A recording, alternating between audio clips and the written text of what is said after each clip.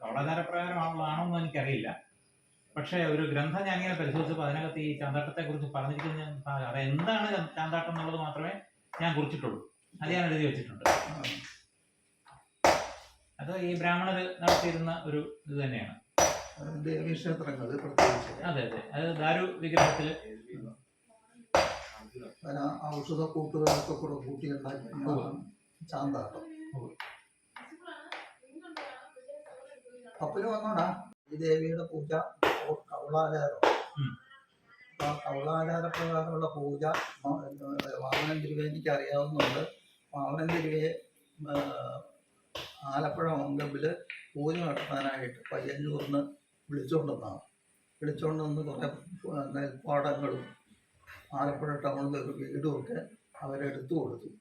എടുത്തു കൊടുത്ത് പൂജ ചെയ്യാൻ ചെന്ന സമയത്ത് അന്ന് മങ്കൊമ്പിൽ പൂജ നടത്തിയിരുന്നത് ശബരിമലയിലെ ഏതോ ഒരു തിരുമേനിയാണ്.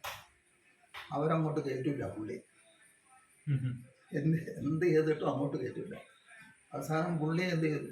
പുള്ളി സ്വന്തം വീട്ടിൽ ഒരു മുറിയിൽ മങ്കൊമ്പ് ദേവിയെ വെച്ച് ആരാധിച്ചുകൊണ്ടിരുന്നു. എല്ലാ വർഷവും അല്ല, ദിവസ പൂജ പോലെ ഉണ്ടായിരുന്നു. ഇത് ഏത് തിരുമേനിയുടെ കാര്യമാണ്? ഇപ്പോഴത്തെ വാമനൻ തിരുമേനിയുടെ കാര്യമാണോ അതോ അവരുടെ പൂർവികനായിട്ടുള്ള അദ്ദേഹത്തിന്റെ കാര്യമാണോ? അല്ലല്ല, ഇപ്പോഴത്തെ വാമനൻ തിരുമേനിയായിട്ടോ എനിക്ക് കൂടുതൽ ബന്ധമുള്ളൂ. അല്ല, ഈ വാമനൻ തിരുമേനി തന്നെയല്ലേ പയ്യന്നൂർന്ന് കൊണ്ടുവന്ന? അല്ലല്ലോ, അല്ല, രൂപം കൃത്യമായിട്ടുള്ള സ്ഥലങ്ങളില്ല. പിന്നെ ഉണ്ടായിരുന്നത് മങ്കൊമ്പില് പക്ഷെ ദാരുദ്രമായിരുന്നു.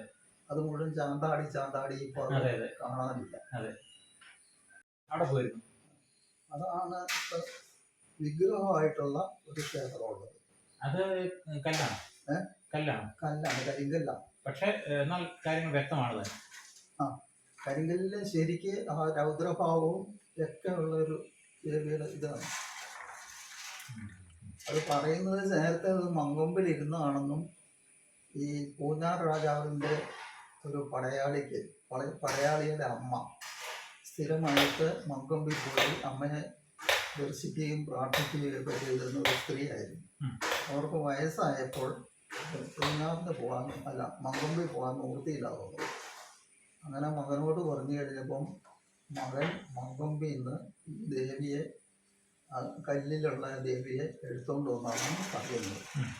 എടുത്തുകൊണ്ട് വന്ന് മങ്കൊമ്പിലെ ഇപ്പോൾ ഇരിക്കുന്ന സ്ഥലത്തല്ല, തിരിച്ചങ്ങോട്ട് പ്രതിഷ്ഠയായിട്ട് വെച്ചു വെച്ചപ്പോഴത്തേക്കും അവരുടെ സ്കൂളൊക്കെ ഇടിഞ്ഞാടുകയും ഒക്കെ ചെയ്തു.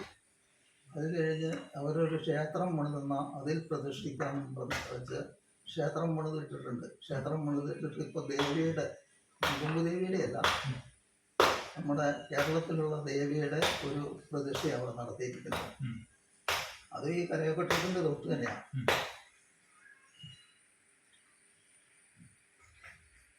കഴിഞ്ഞപ്പോഴത്തേക്കും പ്രശ്നങ്ങളായി.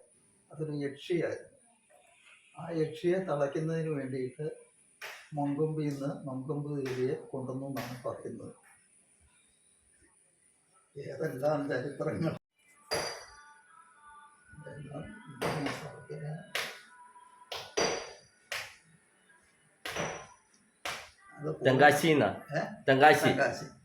കൂടെയുള്ളതാണല്ലേ സ്വർണ്ണാഭരണങ്ങൾ വന്നുകൂടിയത്. അന്ന് എൻ്റെ അടുത്ത് പറഞ്ഞില്ലേ? മനസ്സിലായി. ഇപ്പം സംബന്ധിച്ച് എന്തെങ്കിലും രേഖപ്പെടുത്തൽ എവിടെയെങ്കിലും ഉണ്ടായിട്ടുണ്ടോ? പുസ്തകമോ അങ്ങനെ എന്തെങ്കിലും?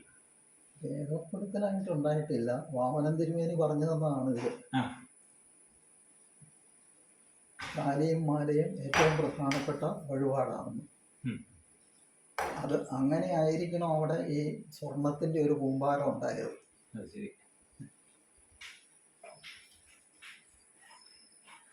ഞാനതൊന്ന് തപ്പിയെടുക്കാന്ന് വിചാരിച്ചിട്ട് ആ പൂജയുടെ ഫലമായിട്ടാണ് ദേവിയുടെ ഒരു പ്രധാന വഴിപാടാണ് കാലിയും മാലയും.